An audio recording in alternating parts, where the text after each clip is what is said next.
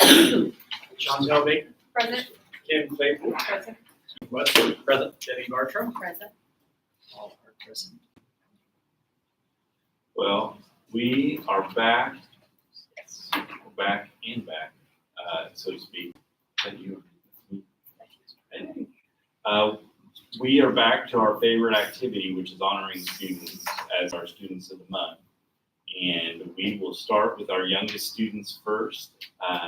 Thank you for your patience again. Mrs. Harrell, we're ready when you are.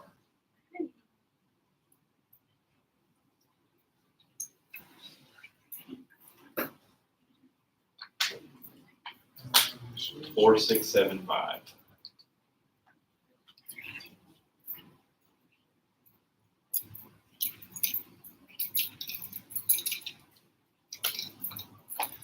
All right, tonight for NELC, we have Miss Reichley Pruitt.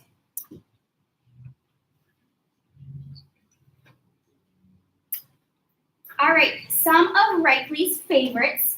She loves spaghetti. Her favorite color is purple. She loves giraffes. And her favorite thing about school is playing outside, especially going down the slides. Do you have my favorite slide? The curly one? That's a good choice. Reichley is new to us this school year. She is in our forest class in the green room with Mrs. Moorfield. She has come in and learned the routine, her new teacher, and her friends like a true superstar.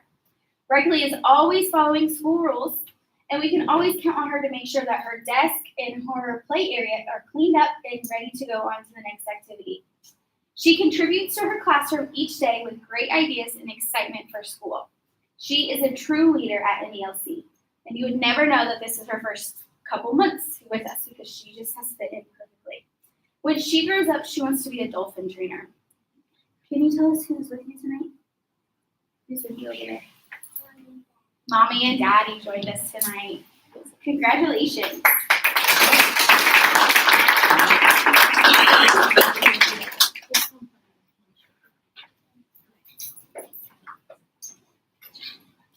Mom and Dad, if you want to start. Mom and Dad, if you want to start coming this way, we'll take some pictures with you.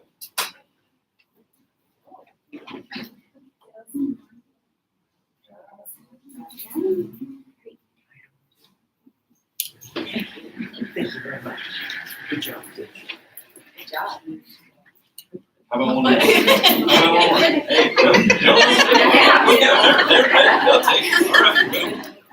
All right, we're gonna give that to you, and Millie from the newspaper would like to take your picture first, and then we'll have Mom and Dad take all the pictures they want. How's that sound? Let's go over here under that big circle. Is that okay?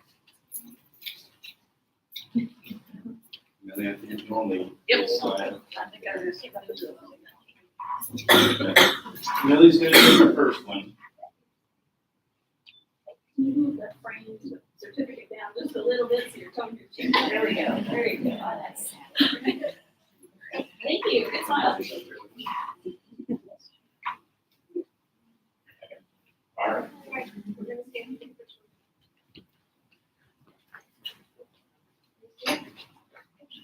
Ready? 1, 2, 3, cheese. And if you turn the lights up, watch your eyes, everybody. There we go. Ready? 1, 2, 3, cheese. All right. Congratulations.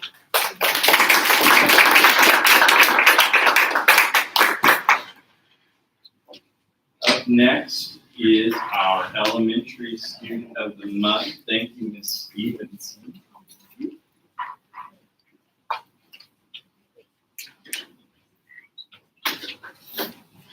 Okay, we'll get started. Our student of the month was chosen, the office staff.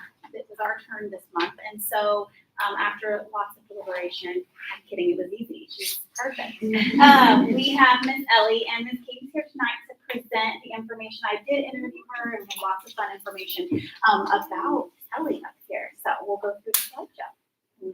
If you can see. So. Absolutely. It's a little easier. Thank you. So Ellie is just a shining light for so many people. And that was evident by what her teachers had to say. Mrs. Deitch, her teacher from last year, said she was one of the most positive kids I've ever taught. Even when faced with the challenge of having to learn how to walk again after surgery, her smile lights up the room and her hugs are the best. And one of our teachers this year, 4th grade, Mrs. Day, said she gets along with everyone and tries to make everyone feel like they belong, friends with everyone. And that's just how she belongs and contributes. Is she is in cheer, she does other activities, and includes everybody around her, even little ones. I was telling her mom and Mrs. Deitch how my little one at cheer events doesn't know the dances and things, and Ellie just took her and come with me, I'll show you. And it was just the sweetest thing to see. She just loves everybody. Her mom said she was out for 3 months last year when she had surgery, November to February. The assignments were sent through her iPad so she could keep up, and she even did her diagnostic testing while out. That's something that just really stood out to me, is that when she came back, and even when I would see her at cheer events in a wheelchair, she was smiling and giving hugs, and it's like she didn't miss a beat when she came back. She was ready to go, and she kept up that positive attitude even while she was out. Since I've known Ellie, she's come such a long way in expressing emotions and working through difficult situations with a strong set of coping skills she's built up. She never lets any obstacle slow her down. She's always kind and helpful. I've never heard her say any unkind word to anyone. In addition to having her own little toolbox of coping skills, she finds joy in sharing them with others. One morning, she had her mom send me a song that she was listening to on repeat just to help me have a good morning as well. And that just brought tears to my eyes, because she's so loving, and she just brings such joy to people. She cares so much about other people. I know she will continue to do amazing things with her kind and giving heart. Do you want to tell us who's here? Yeah. I can be your part. My grandma, my grandpa, my mom. And sister is over at cheer, right? Yeah. And then dad wanted to be here but wasn't able to make it. And then who are your pets? Smalls, Princess, and Dolly. I love Dolly. Hobbies, cheerleading and softball. Favorite subject, reading. She loves reading books and seeing the pictures. And there's some pictures of her and her sister during cheer. And she's going to be Taylor Swift for Halloween. She loves Taylor Swift. Favorite food, pizza. Favorite color is pink. She likes her teachers. They are both nice. Day's style in her classroom is cool. Tutor's room is decorated as Harry Potter. And her favorite thing about NES is all of the teachers. They're all really nice. Ellie.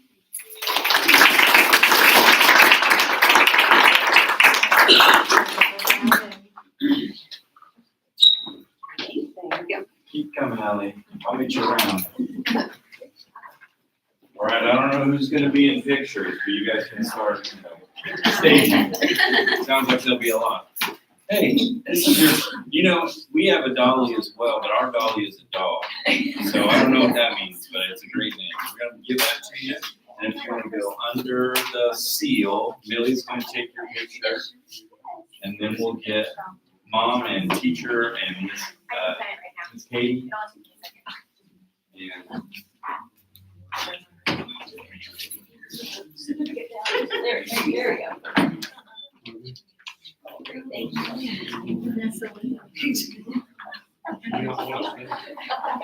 all right, who's in Yeah, you next? guys get in and then you can. Okay, that's not true. Get up here. I'll make it. I'm in charge. I'll make that decision. Come on, sir.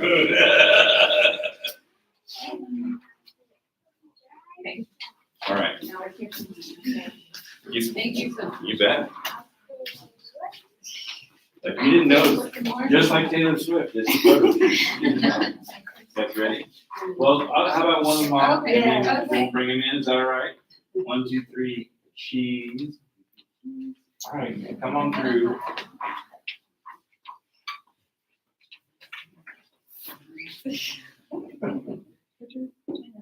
One, 2, 3, cheese, and 1, 2, 3, cheese.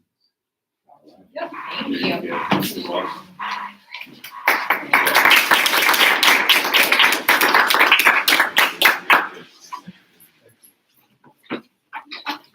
right, I believe we are ready for middle school. You're gonna come. You can see it. Hi. We are pleased to present the middle school student of the month, Claudia Shepard. And I had a great chance to talk with her last night, but she was having a blast at the skate. So I had to wait a little bit longer to talk to her. But we got it all done. So why don't you introduce your family first? My dad. Is that somebody? There's Dad. And then Mom Jackie, and then how many brothers and sisters? You have 2 brothers and a sister. And brother is Shane, and sister Elena, and brother Bo. Now I'd like to know what's happening here. What's the picture? Looks like you're giving him a dental exam. Is that okay? Which is that Bo? That's Shane. All right. Likes and dislikes. So she loves cats. She likes drawing. Likes baking. She likes math and social studies, but she does not like germs. So I think we can all agree with that. Yeah. And we also like flashing the peace sign. You're going to see this again. She likes 4-wheeling and baking, and again, brownies and cookies. And I told her she can bake brownies and cookies anytime she wants to bring those in. That's fantastic. Painting, doodling. But not during math class. Yeah, but not during math class. I mean, we could call it like stuff with math. I love this one too, because here we have, is that your brother in the back just chilling? Yeah, as you're buried up to your neck in the sand. Yeah. So the way that Claudia belongs, she belongs to the NMS community in several ways. She has a great attitude. She's kind and accepting to all of her peers. Within the classroom, Claudia makes others around her belong and feel included. She creates an environment where students aren't afraid to share their ideas. And very grow. This is how she contributes to grow. Claudia grows as a learner every day in class by being engaged and participating. She takes initiative in her own learning, and the work that she produces is impeccable. And this is how she contributes. Claudia contributes to our school by being a kind, accepting person among her peers. She is a positive force within the halls of NMS, helping to create a community of engagement and support.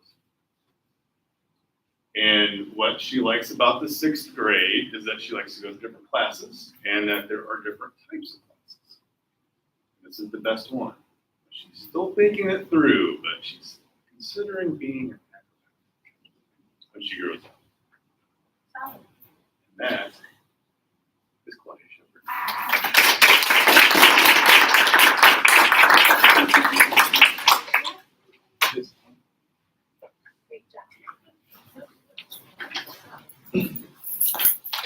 Claudia.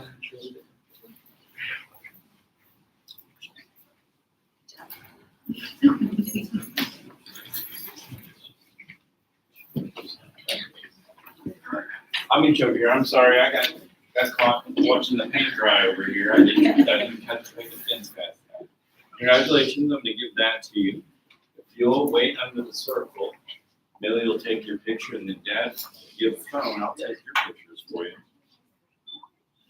You guys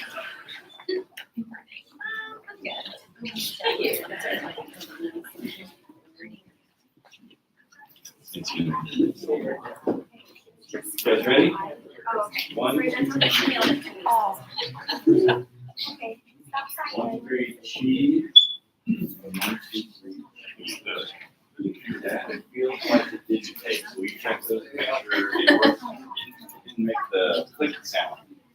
We're okay? Okay, all right. Congratulations.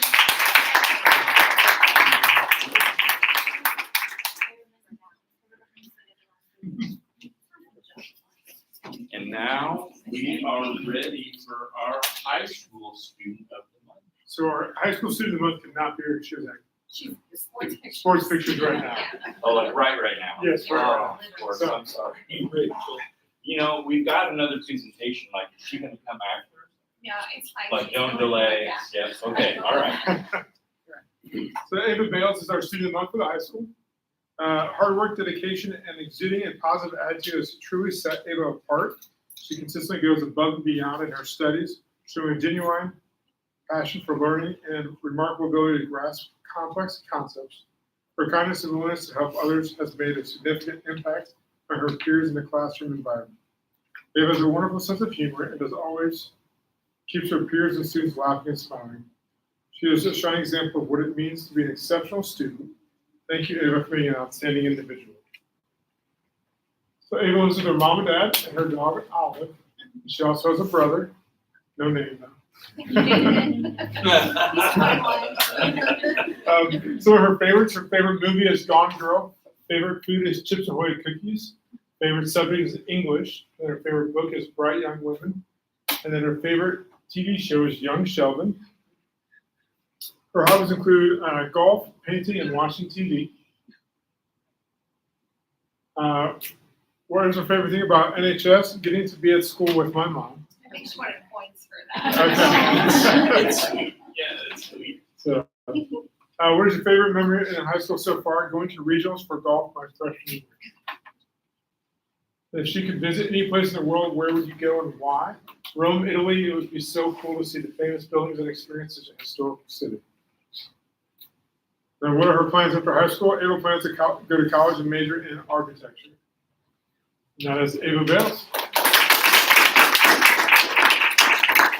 Well, you know, ironically, we would normally ask the building secretary to get a picture of the student of the month when they don't make it to the meeting, so we'll give this to you, and then can you get a picture of her? And will you send it to me tomorrow so I can send it to me? Is that okay? Sure. This is mine. I You already, I think you should just email Bill. Okay, I'll take Take me it. all the way, take me all the way out of Take me that. out of Yeah. here. Please congratulate her. I will, thank you. Thanks. And now I get assigned some of the most interesting jobs from this body elect. Every now and again, they will ask me to do a dancing competition. Hey, Alyssa, grab the mirror ball while you're up there. Will you bring it? The mirror ball trophy. They'll ask me to do that. They'll ask me to sit on boards.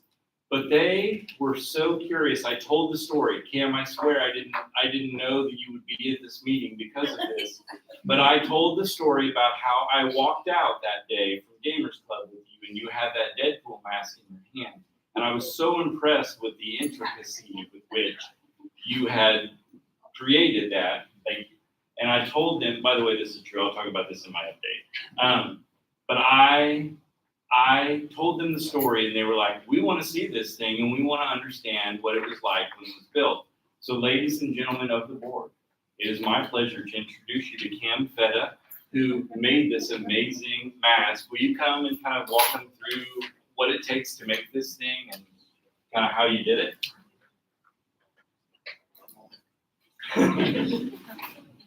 Also, was that you in the Deadpool costume in the parade? Also true? Okay, good. That's great. I thought it was you, but I didn't want to make that assumption. By the way, if you're under the age of 17, 16, I do not encourage you to watch Deadpool yet. But when you're older, it's worth it. We'll say it's a good movie. Yeah, I think it's great. Okay, good. What can I do to help you? Can we like? Do you need this? Do you need some more table? So here's the weird part. There is a way to project from your computer, but I will try to figure it out while you do that. Is there any way you can email me whatever it is you want to share? Because I can definitely do that part. Show that, the place where I have to make stuff. Okay. You think you're already on school Wi-Fi? Maybe. Okay, good. Then you probably will be. Yeah, try. See if it gives you an option. Well, are you on our Wi-Fi? Yeah. Did you already click on our Wi-Fi? But in order to get them, Are you sure? Well, you can walk and show them. that's it. I'm so sorry. If we would have spent 1 minute together, that's on me. But Grab that because no one wants to see it.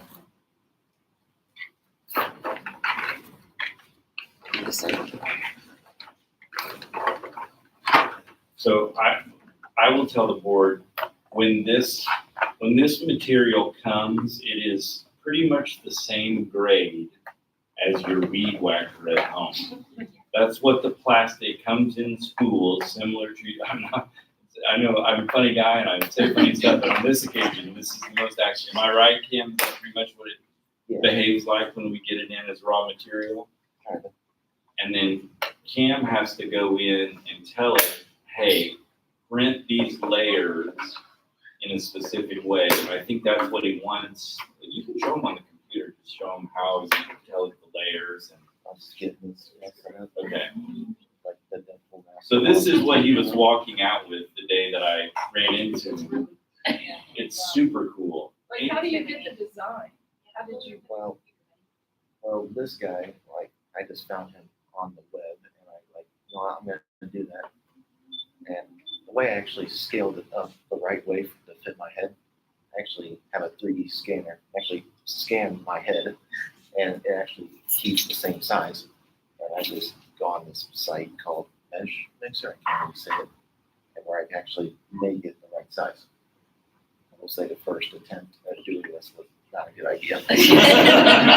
Is there great footage of you like? Like, I didn't have this version of it. It was more like a front and back like that one.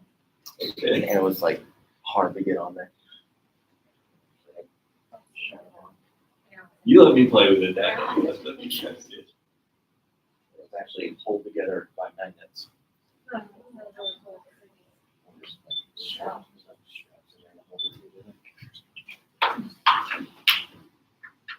And when you put it on, you can see through it, then I assume.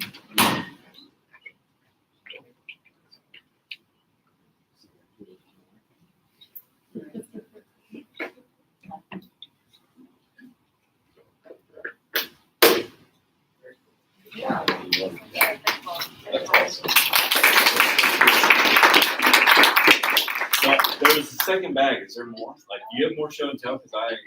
Or did it take both bags to bring everything in? Kinda. Okay. This is like another something like this, but more like a Frankenstein version of it. Find the multiple things of the same person and like put them together.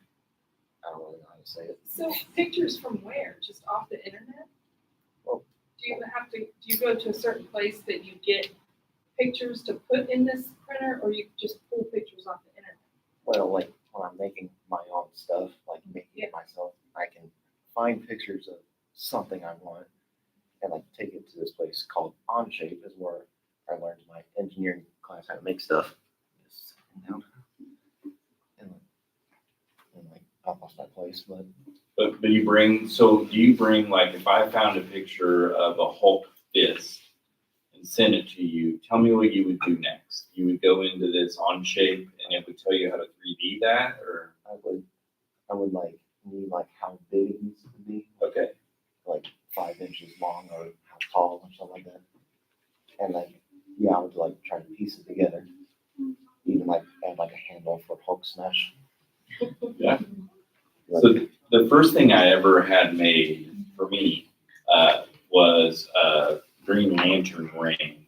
We were doing a Justice League theme as a leadership team that year, and they printed the ring. And the thing I remember about it was impossible to sand down. Like, it was just always going to be sharp. And when I saw Kim walking with this, I was so impressed with how smooth it looks. Like, it just, the amount of engineering and work you had to put in on that to make it look that good is impressive. And what I meant by Frankenstein him is like he's like 4 of the same thing, like all together. And like the wings, I think actually open. I actually had the 3D model done myself because the model of it was like all bendy, like Did you cut the fabric yourself? Yeah. That's awesome. I actually took an image of this guy's actual Wayne from like the movie or show, I can't really remember, but and actually made it the right size and everything. That's cool. I'll just show him around. And the other cool thing is like his head was actually resin printed, where it uses like liquid resin, hardens it, and it's like 4K that you can hold. So when you made the Deadpool mask, it is like a printer, like it prints one layer at a time. And then you tell them about, weren't there pieces on the inside that you had to like cut out and sand the interior? A little bit. So typically when you print a 3D object, it gives you, the printer needs 100% of that shape to come out so it can hold the weight of while it's being printed. And Cam had to go in and cut all of it's like the inside of a pumpkin. He had to go cut all the guts out of it so that all he had was the mask, and then sew in and the magnets. Like, Andy, how many hours do you think? It's That mask alone. I mean, for the big parts, like the top of the head, like the sides, like a day for like each of it. And this was for no class, just to be clear. Like you got 0 grade for this, right? Yeah, like I saw that Yeah. there was a new Deadpool movie coming out. I'm like, why not? Yeah. And so after school, probably during Gamers Club time, he went to Steve Hornack and said, I really want to do this thing. And that's the part I really want you to take away twofold. He learned how to, what was the most cool thing you made while you were in class? Probably what? Yeah. Actually, a funny story about that. We had like an assignment in Hornack's class about like reverse engineer something. So I was trying to figure out something to do. And at the time I was making like this little robot guy from one of the movies, from Pacific Rim. And like the model didn't actually come with like another arm because in the show he loses an arm. So I'm like, you know what? I can 3D model it and then like slap it on. And I showed Hornack and he said the words, "That is reverse engineering." So I did the assignment without even knowing I did it. That's awesome. And he actually had to like take my iPad and actually put it on the big screen and show everybody. So, so you got 0 class credit for this, spent 3 days on it, because you learned how to do it with one of the coolest teachers we have, if we're being honest, but he gave you the license to do that. Cam just gave you an impromptu 10-minute presentation on that. That's the real story in my book, is that we have teachers that inspire this level of creativity and thinking, but Deadpool is just, I don't want to hurt your feelings, Cam. This is not school appropriate. I just want to stress that. This character is not school appropriate. But he's a comic book. This is the comic book version, totally appropriate in that regard. But when I was a kid, somebody would have been like, you can't make a Terminator cutout. That's not school appropriate. But what Cam did is probably what he's going to wind up doing as a grown-up.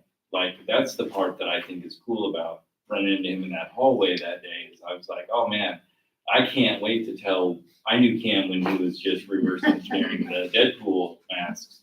I don't know what you're going to do engineering-wise when you grow up, but I think it's going to be pretty cool, man. I'm pretty excited about it. So, What class is this? Engineering class. Project Lead the Way, Engineering 1, probably Principles of Engineering. Have you taken second year yet? This is like my second year doing it. Yeah, so we offer 2 years here, and if Cam really wants to go down, they offer the second 2 years at Richmond, and you can get a full PLTW certification through the Richmond Area Career Center. But we also have enough math to get him into the engineering program at any great university that may have black and gold. What But grade are you? Are you a sophomore? I'm a senior. Oh, senior. yeah, Cam's a senior, so You said 2 years. That's yeah. what I thought. Maybe he's Yeah, but you didn't start until when? You probably didn't take the first engineering course until your sophomore, junior. I got started like last year. So He came to a little later, but I've got to tell you, Cam, it's an impressive piece of craftsmanship. And in a world where everything is like planned obsolescence, that mask will be around as long as you want it to be because you built it really well. So really impressed with you, pal. And also, I have something else. Okay, go. I'm sorry. That's on me. Gosh, that's on me, Cam. I have two bags. Okay, I should have known that. It's my fault. I'm gonna say this guy was made by me, and like I only took like a drawing of someone did off the internet, and it just made it real. Like I just like, give me a second to get my brain working. Like at the time I was young and I liked Power Rangers and I wanted to know Power Rangers. I'm like, you know what? I want to make the robots combine together and try that myself. So I actually modeled my own version of it. I will say this is like a second attempt. The first one like did not make like 5 robots into one. I will say It's like a transformer. something like that. He went for turn to a car. Yeah. I will say I am trying to figure out how to make a transformer turn into a car. Let me know. You know, Wetzelauto gives away a car every year, and you turn that thing into an Autobot. I didn't have to let you keep it. We're gonna have to Don't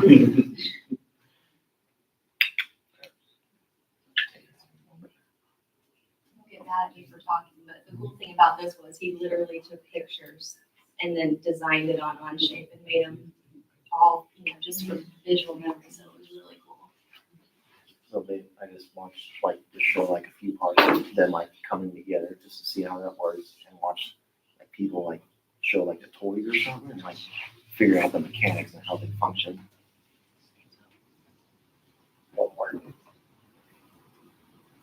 I will say I'm sorry for taking a while. They invited you, Cam. We're interested. I just feel like I'm taking my time here. No, that's okay. So like you got all 5 of these like bots. And yes, it's kind of like Transformers, so they actually come together and form the big super robot. Like this one and yellow right here, they basically have like the same body, like how they function in the same way. They just look different. Are you familiar with Voltron? I'm trying to figure that out. Okay. This reminds me. And while you're doing that, true story, Voltron is one of the generational markers between Gen X and Gen Z, and there's a micro generation in between X and Z called Xennials, of which Mr. Pinky is one. And so even though we're relatively close in age, he never saw Voltron as a kid, but I did. And I bet you could have. I don't know. We grew up in different parts of the state, but Voltron was on in Lafayette, Indiana when I was a kid. But the Gen Z kids didn't get it because it was off the air by then. So it's an age marker. Like this guy, or both of them like fold together, and it's like putting on like a boot or something. So this part, even what you're doing right now, was from your design? Yeah. Maybe not your concept, because you said you looked at other toys, but you designed the way this is fitting together. Right? Yeah, like I watched how like the original ones, how they did it, and I just made my own version of it. Now we'll say in a few of these things, like most of them, they're like they have like Lego parts in them. That's kind of like how they function. Snap on. I will say with this one, his face, I found it off the web because it looked perfect. This guy took the longest. If it's not So how close would you be to taking this concept and submitting it to Mattel and saying, hey, hire me? I mean, I thought of that idea. I even thought about putting it on the internet and like see if anyone wants to download it and I can make some money off of it. Yeah. But the thing is, my way of doing it is like take like a blue or solid wire on it, like melts like Lego parts in there. I just feel like they don't understand how I can do that. Yes. How many Lego sets did you go through building this thing? Just so many, so many charred Legos. Now, so I'm fascinated from the process because I read all the articles about the way Einstein developed the light bulb. There were thousands of failed light bulbs before the one that worked. But there's also sort of legendary stories of the way Einstein handled those failures. It wasn't a big deal. He just moved on from failure to failure because he knew eventually he would succeed. There's 200 ways not to make a light bulb, and only one way to make it work. That's right. Now is Cam like, oh, that didn't work, no big deal? It depends on how close. He's like, you got to be kidding me! I thought this would work, and it didn't. Yeah. Almost like this camera here, part of his chest opens. Oh, he's got a little handy carry tote. That's fantastic. That's really cool. And I will say, I got the head or like design of it somewhere. I can download it, but modified it. There you go. Yeah, big guy in action. That's so good. That's awesome. Yeah. Like the head just becomes a shield. Cam, I cannot tell you, not knowing what to expect when I reached out and to find out if you could do it, your impromptu presentation has been amazing. Is there anything else you would like to share with the board?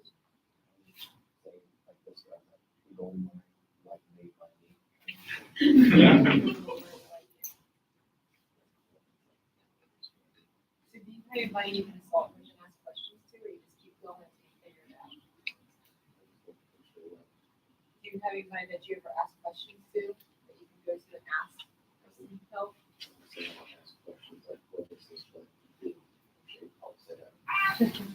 So when you did the 5 individual pieces, the construction of those different robots or whatever, those all have their own pieces. Is this all 3D? Yeah. Oh, okay. So like when you did like the hand, this is a separate piece that you can do on your own to assemble into the arm. So, yeah.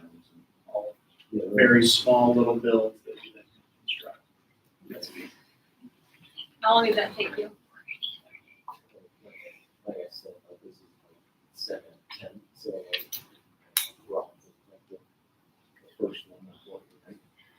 Is the different colors are they painted by you? So it comes out as the same color. Most of the time it's like black or gray. And your material comes from sacrificial Legos.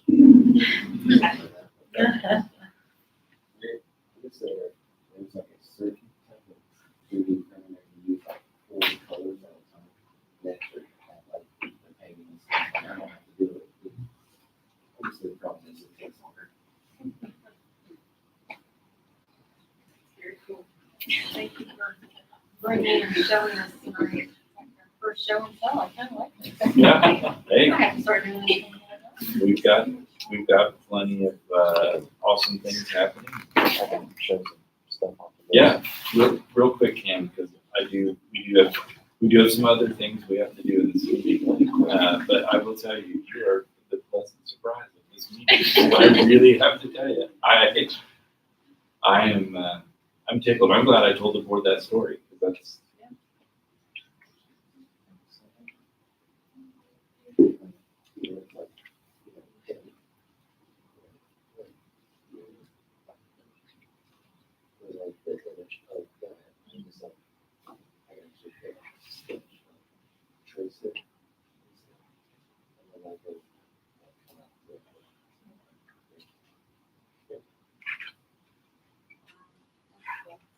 So that's like that.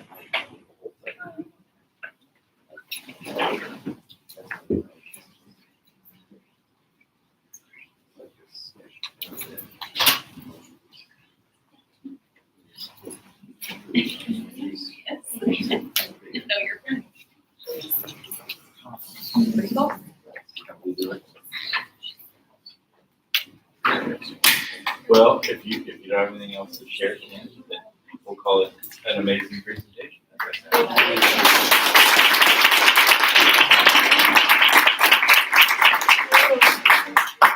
Cam, I didn't think to have a certificate for you because, you know, you're not technically the student of the month, but I may find something to get your way. It's, yeah, that was pretty impressive. Millie, do you need to get any pictures? I prefer maybe not the Deadpool mask. and if you want to do your spiel real quick. You guys would like some aid, now's the time, unless you want to stay and hear more information about civics, so your choice. Congratulations, Claudia.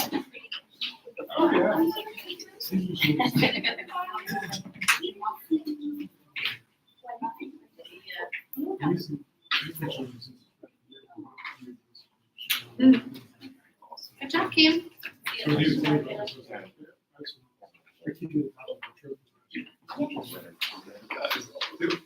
That's so good. Yeah.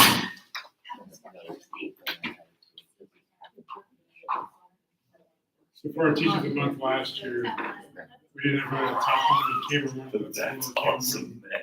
Created the top one teacher of the month. Anything to do. Little is an understatement. There's no way it wasn't hard. I've been fishing too long to know. Yeah. Find the right side. Which guy goes where? Okay. Will you be offended if we? Okay. Thanks, man.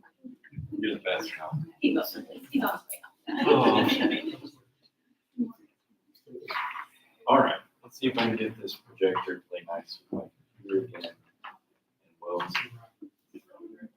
let Cam back up here while I do my update. That's all right with you. Is that okay? Cam, it's okay with you too, right? Yeah. Okay. All right.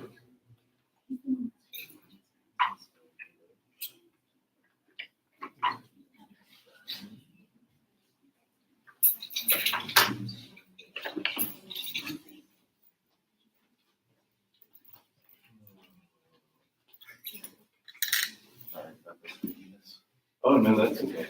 I was making noises with my computer because it wasn't going nice. So since our last board meeting, had the chance to, I was recently elected the chairperson for District 6 for IAPSS. We hosted the District 6 meeting at the service center in Newcastle. Had about 30 superintendents from our region attend. Bob Taylor, Dr. Bob Taylor, the executive director of IAPSS, came and gave us a legislative update. And Ron Sandlin, who is the DOE's liaison for the diploma change. Cam, thank you so much. Have a great night. The liaison from the DOE came and gave us an update on the diplomas, where they are, and they're still soliciting input, even though his body language says he's not listening to us. We are continuing to let him know that we have concerns about certain aspects of that. So that is still an ongoing discussion.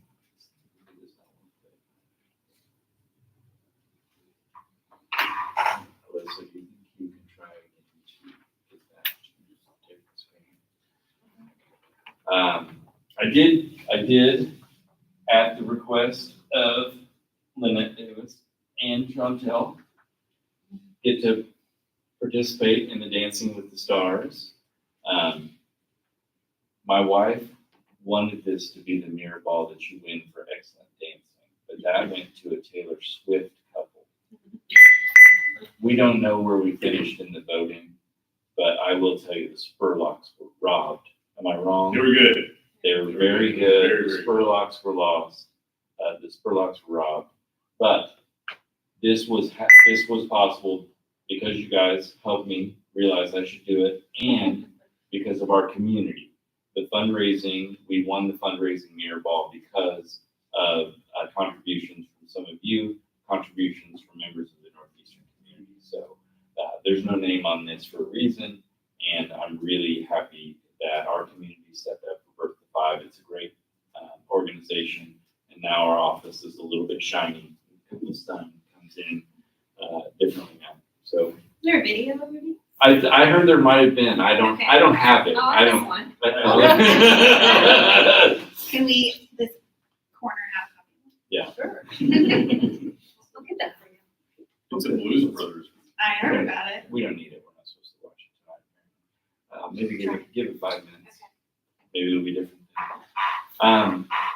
Had the chance to attend the gas consortium meeting, and we needed a new president, and everyone nominated me and elected me the president of the gas consortium.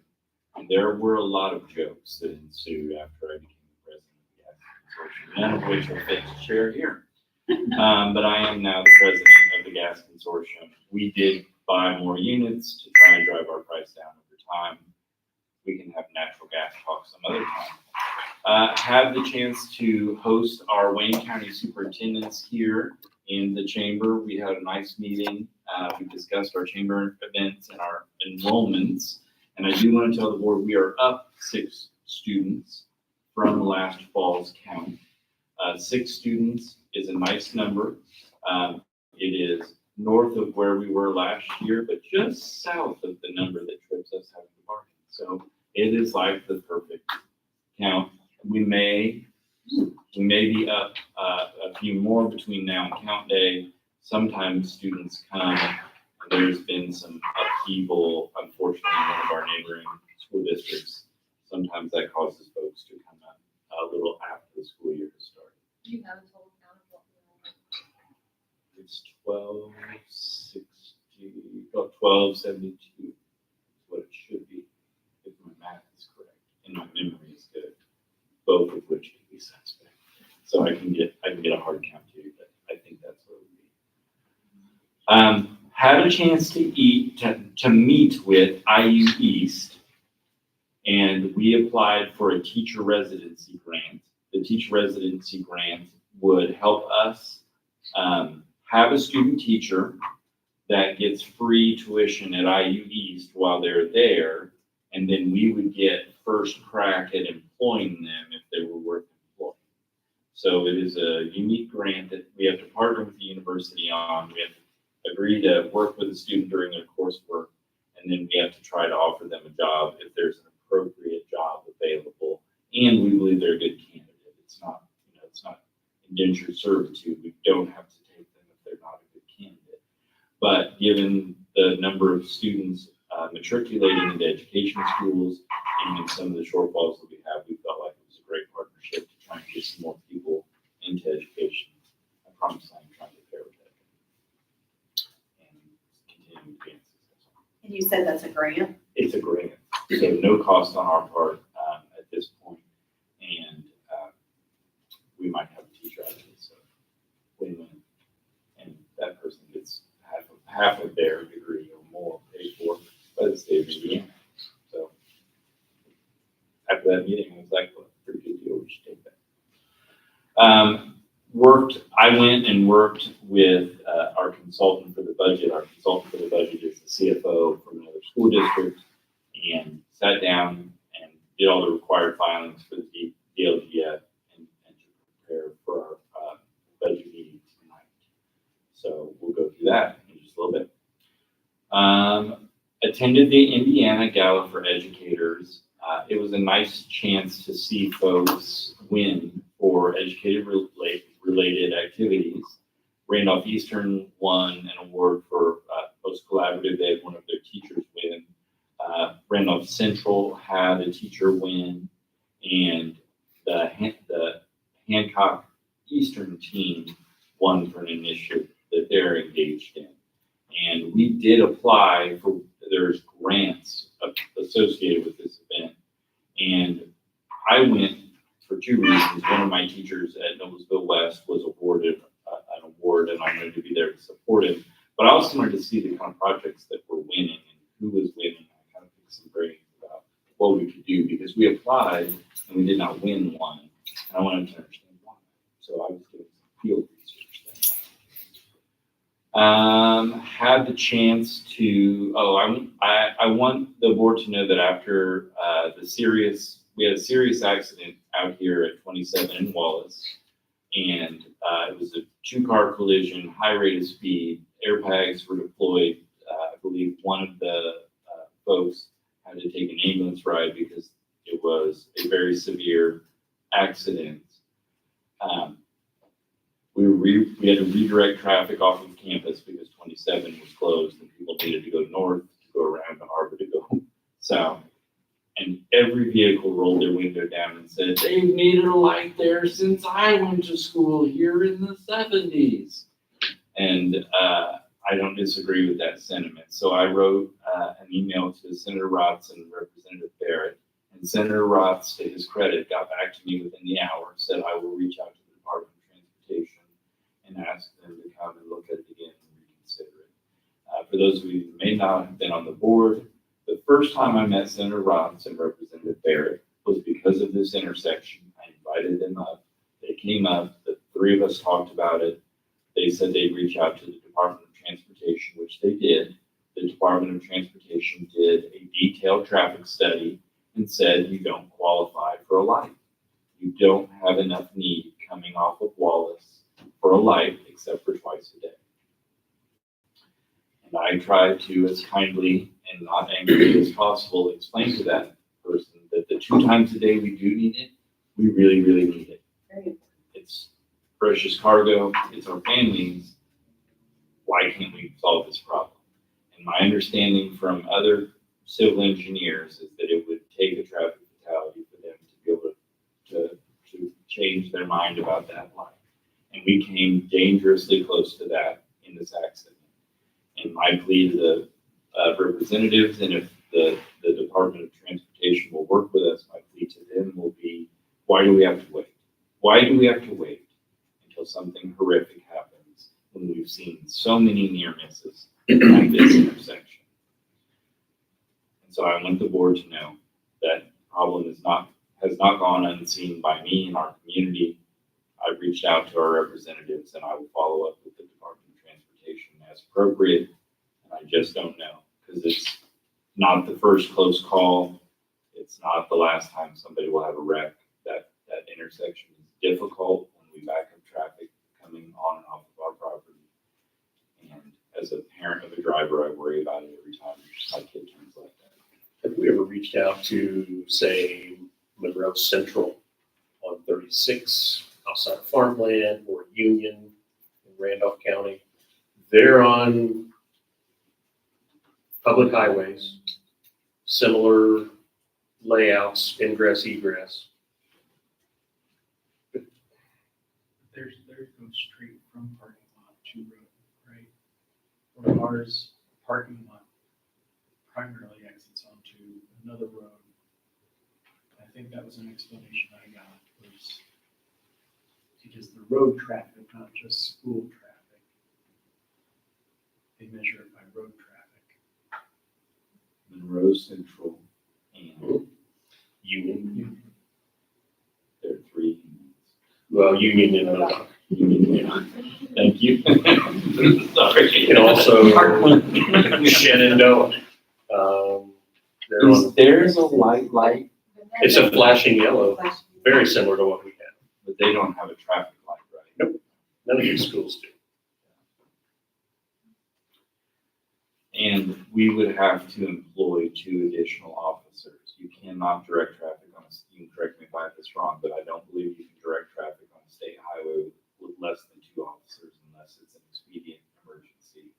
And ours would not be considered emergency. It'd be a daily, 180 days a year, not emergency, that we would need 2 officers to do traffic.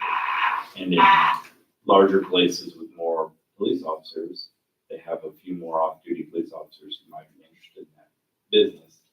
I don't know that we have enough off-duty police officers who would be available that time of day to hire them to do traffic for us. So that is another solution we've looked at. There's a cost, but the availability is also a little bit of a hindrance. So we'll continue to brainstorm it. I know you guys will continue to brainstorm it. Our local legislators are also continuing to brainstorm it.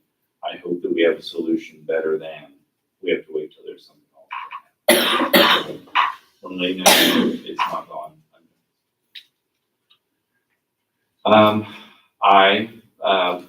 I was also reelected the president of the board of the service center. Actually tried really hard to get someone else to take that duty, but they said, you shepherded us through from one director to the next. Why would we change now? You've done a great job. So I'm flattered by my peers, but it also means that I will be on campus for those meetings. Had the chance to attend both the Chamber Board of Directors meeting and the Reed Foundation meeting. The foundation, as you may remember, awards $2 million worth of grants each year back to the hospital, not to be confused with the Community Benefit Foundation, which awards benefits out to the community, not to the hospital. The question came up in the meeting about why Reed is paying for our athletic trainers. And I will tell you, Jason Troutwine and Andrew Klein handled that very well and helped them understand what a good partnership it is and that it does happen to be mutually beneficial. And that person said, okay. So, but I was glad I was there to be able to help them understand how important those trainers are for us. So, right place, right time. I have been actively supporting surrounding school districts as they've been going through this recent rash of school threats. I have had to step out of a lot of meetings and take phone calls. We have some brand new superintendents in the area who are dealing with these things. While it causes my tummy to hurt when I deal with them, I've been dealing with these things for a while and I've dealt with the real things. So I understand there's a difference between the threat and the real deal. But when you are on the job for less than a month and you are dealing with this, it's a lot of stress. And so I want you guys to know that I feel very privileged that people know that I can help them and they reach out during these times. But it has taken some time for me to take those phone calls and work with those school districts through their response and those sorts of things. So we, Northeastern, continue to partner with our neighbors and try to help them while we also take care of our own. So thanks for that support and for the knowing that you guys support me doing that. Any questions? You need to take a picture of the mirror ball later. All right, I believe we're ready for high school. Maybe you can take over the old school. Mark. Thank you. This is my business. Last week, homecoming week was a great week. We did the annual wagon parade. I think it was 29 or 26 months. Most months we've had, so it was pretty cool. Even the Gamers Club was out there with their full gear on. But it was a good time. Thanks to Mrs. Smith and the student council for putting that together. Also, top off homecoming week, we did a homecoming dance, a semi-formal, which it's not been done since I've been here. We tried something last year like that. A dance after the football game, and that went so we tried a semi-formal dance where we sold over 250 tickets. And so we did it in the middle school gym. Kids had a blast. It was from 7 to 10 o'clock at night. And so it was good night. The kids enjoyed it. We'll continue to try and do that again for homecoming, so that will be 3 dances a year. So it was actually worked out really well. Right now we're in preparations for the PSAT. We'll present that. We'll practice that on October 10th. Kind of talked a little bit about this before, but we will do PSAT for grades 9 through 11. And so that would be, we'll have the classrooms, and our seniors will be either on, got some different options. They'll do a job shadow, they'll do either a college visit, or there's some other options like building a resume. Some things that they'll do on that day while we are doing the PSAT. Then after the PSAT, we present to the teachers. We're going to try and do a passion project afterwards. You sit in the testing room with kids for so long, and then you want to get back and say, okay, now we're going to go back to the classroom.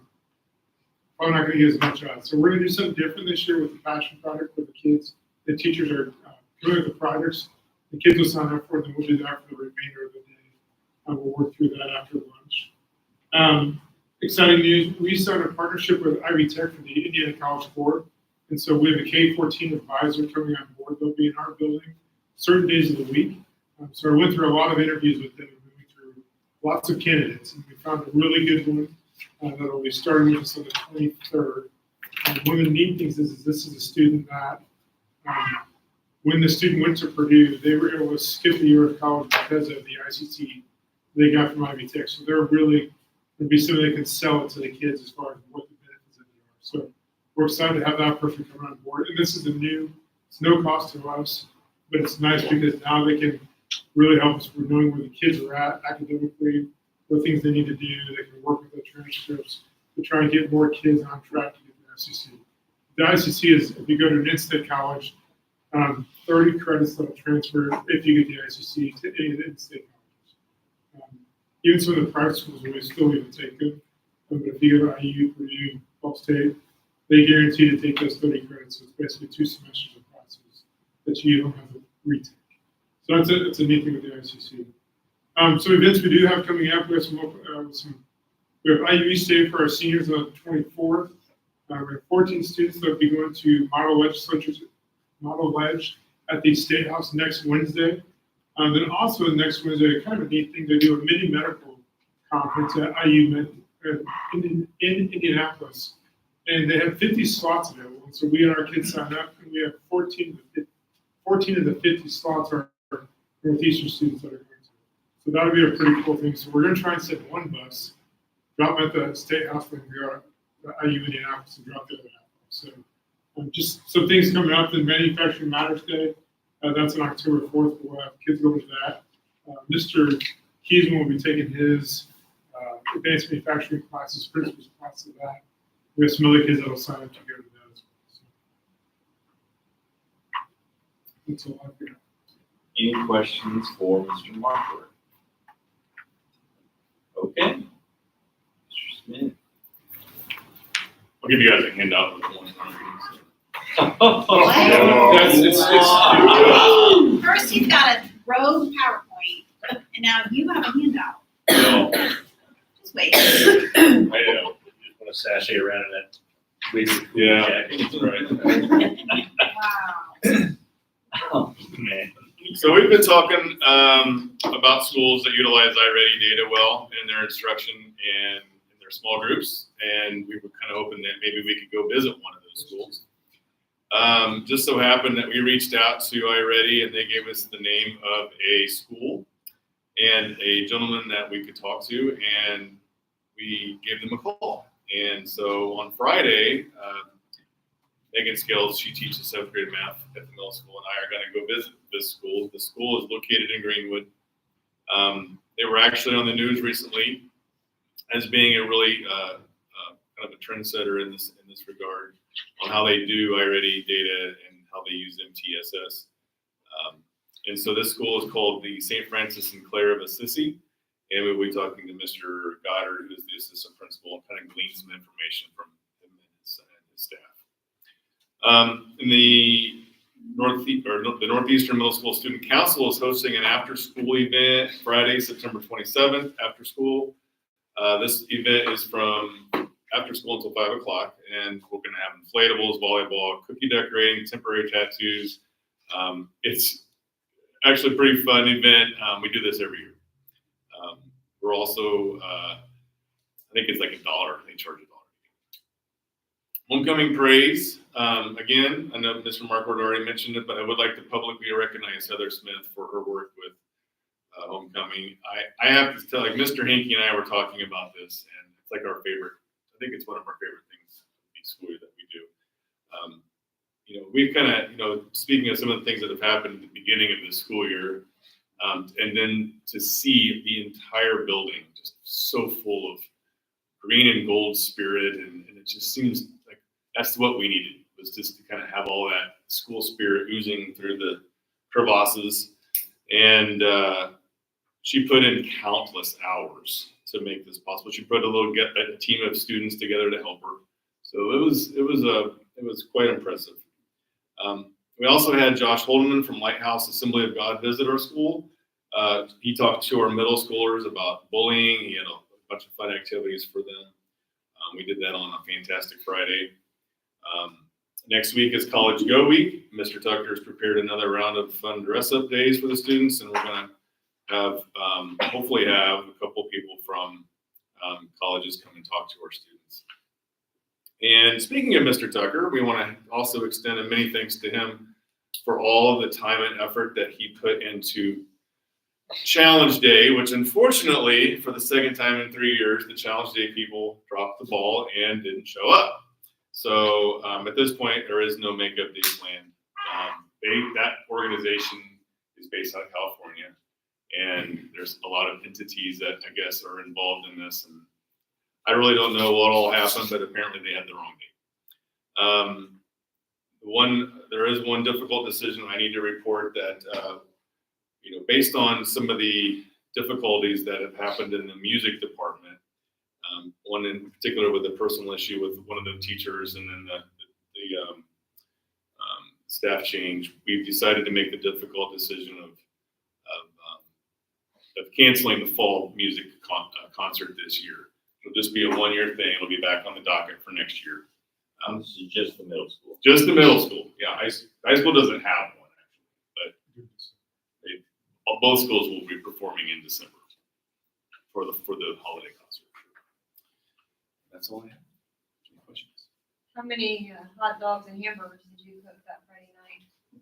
Let's see. I cooked 100 hamburgers and let's see, about 50 hot dogs, and then there was the big dogs, and I cooked about 25 of those.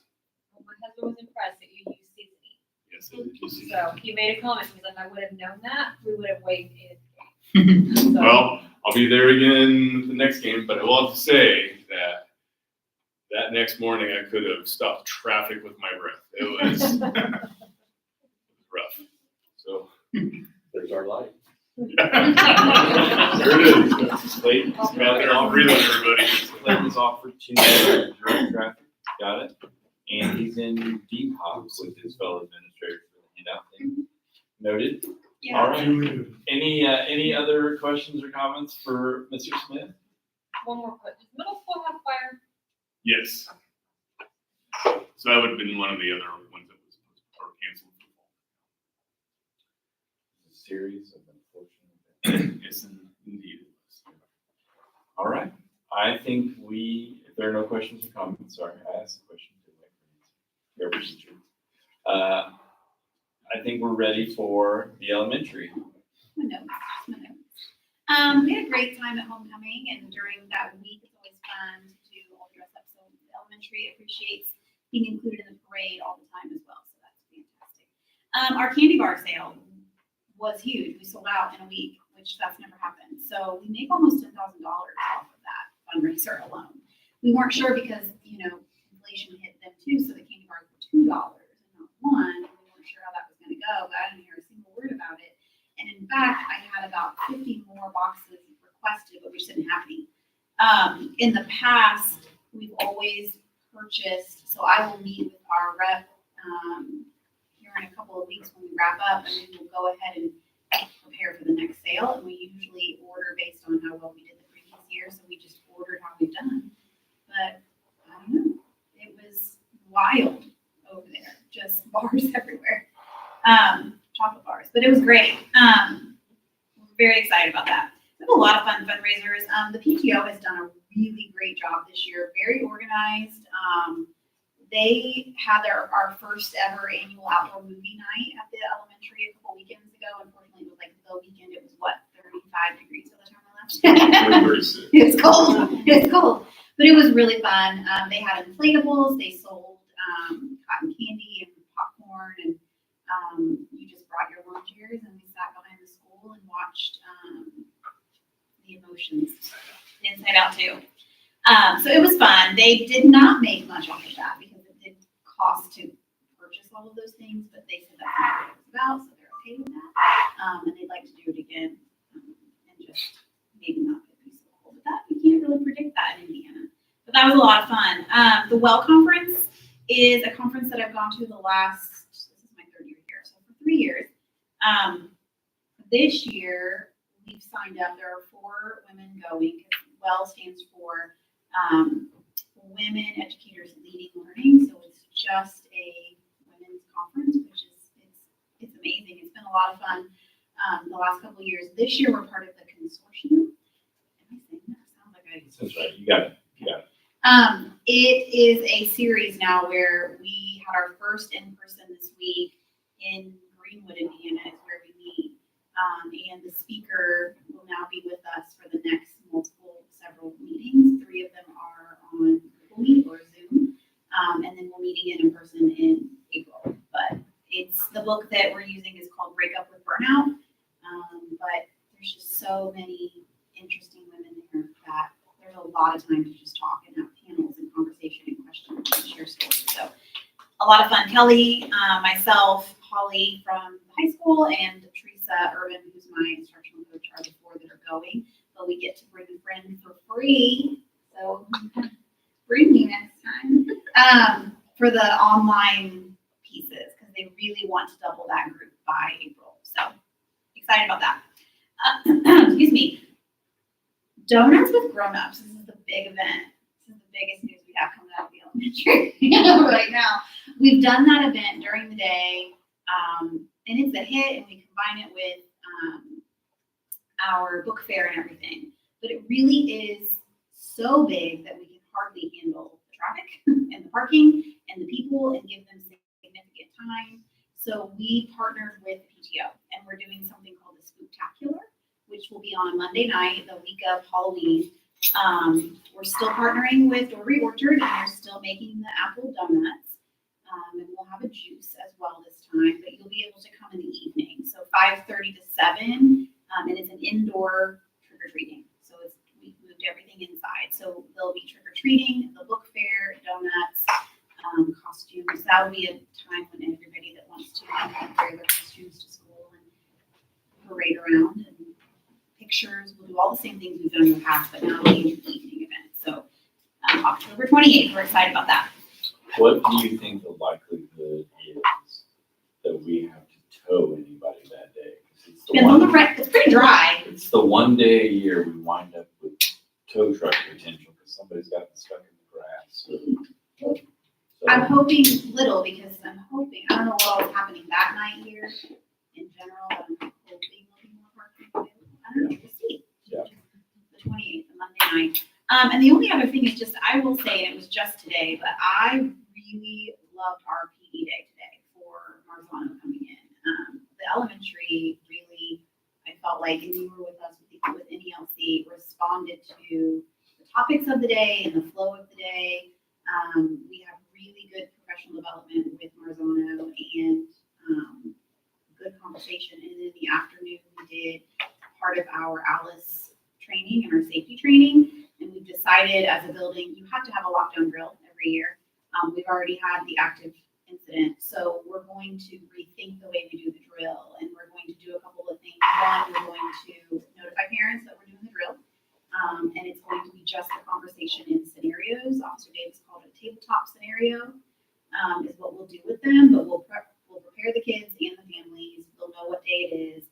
And we won't do the active part, but we'll just talk about what to do in different scenarios. So if I'm on the playground, because that's what our kids are asking, if they really stop and think about it, is if I'm in the lunchroom, if I'm on the playground, if I'm in the hallway. So we're going to do that. But it was just really good having Detective Tudor come in and then to partner with Officer Davis I really enjoyed that. And I got a lot of feedback from staff that said that was very, very helpful. Any questions for Ms. Stevens? Is your candy bar sales, is that for the school or is that your PTO? School, we took it from the PTO last year. Not took it, I mean, I brought it with me, I'm just gonna be honest, but it's, they were going through a transition period with treasurers and whatnot, and we were like, we'll just make it's just an NES, which is nice, because then it just dumps into our fundraiser fund, and we can just use it however. They basically follow, for those of you that work in schools, they follow the student activity fund rules. So any kid is eligible to benefit. What is Marzano? So that's our professional development for, our contract's out though, right? We've almost spent This is year. our last This year is of our it. contract. So Bob Marzano was a researcher in the 90s, and he founded an they lead professional development. There are multiple books that have been put out by the Institute at this point. But we are working through high reliability training. And the goal is that every teacher in the district understands all of the different domains under the Marzano research, and they have a sense of how to be proficient in each of them. Because the research says if you become highly reliable, then your students do better. So. But our trainer comes from Texas, and she's an assistant superintendent in Austin, Independent School District. She comes with a lot of experience, and she's kind of a character. She's great. I really enjoy her, and I like that for our admin retreat in the summer, we meet with her. And so this summer, when we met with her, the elementary and the preschool met and developed our plans. So she's doing 3 different things depending on where we're at as a building. So like today was very much exactly what we wanted it to be. And we talked about our area of focus today was one of the elements of it's called the New Art and Science of Teaching is the book we're using. And so the elements we're focusing on are under engagement and how to keep kids engaged, but specifically like reluctant learners, whatever reluctant might mean, whether it's lower performing or behavior, whatever it is, because that just tends to be a topic you can always talk about is how to keep them engaged. Any questions from the students other than the Marzano question? Okay. Mrs. Harrell. All right, so we've been busy at the preschool. We are excited that we added a 6th classroom, and so we've been working with the elementary for the purple room. So it is now fully licensed, and we were able to fast track to level 3, and so that didn't mess up like our funding or anything for the vouchers for the students that are in that classroom. So that was quite an adventure, just getting all that licensing updated and ready and getting all that organized. So they will come in the next 30 days to do a visit for pasta quality. I think it will be no problem at all just because we're already level 3 at the other building. And so thankfully the teacher over there is familiar with that and the process. So that will go smoothly and we'll be completely done for this year. So we had 0 findings in our licensing when they came the week before school started. So that was an awesome thing to check off the list for sure for that room. So there are 15 kids in that room, and all of those students will move on to kindergarten then next year. So it's been really interesting for them to be able to use the cafeteria and use the gym and go to library.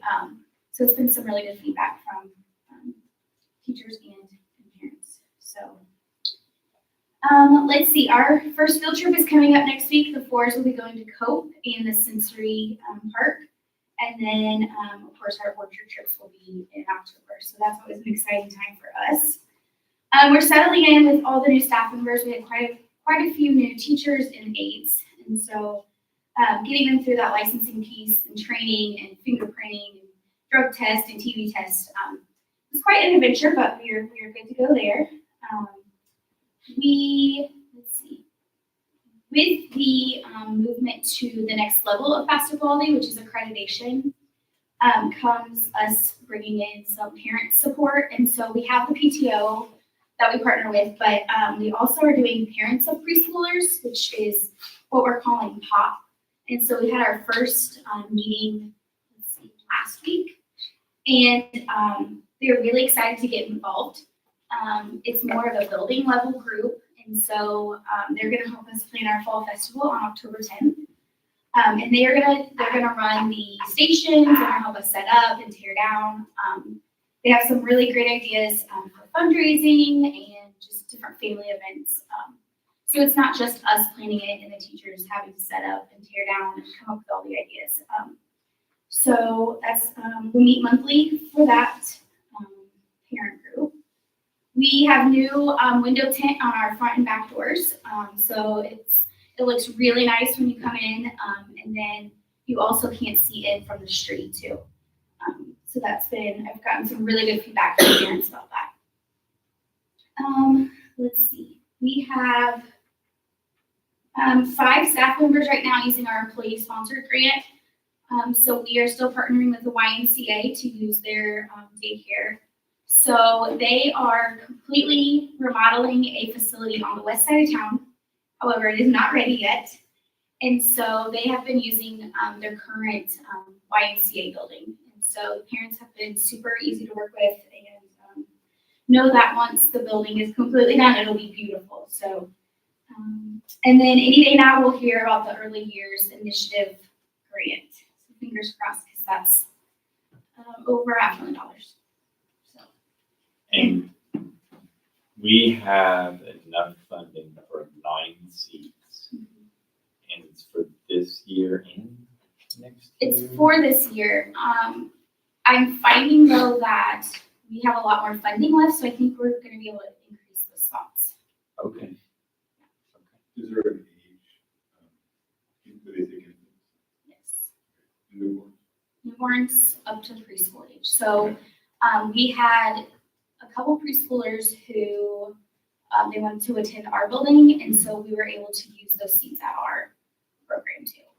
So if they're preschool age, we will take them in our building, and then, newborns and infants and toddlers go over there. Your preschool are still chocolate, so if we play your cards right, I don't know who they belong, I mean, they're mine. Okay, that's the program. So there are 15. We'll check. We are gonna do a fundraiser.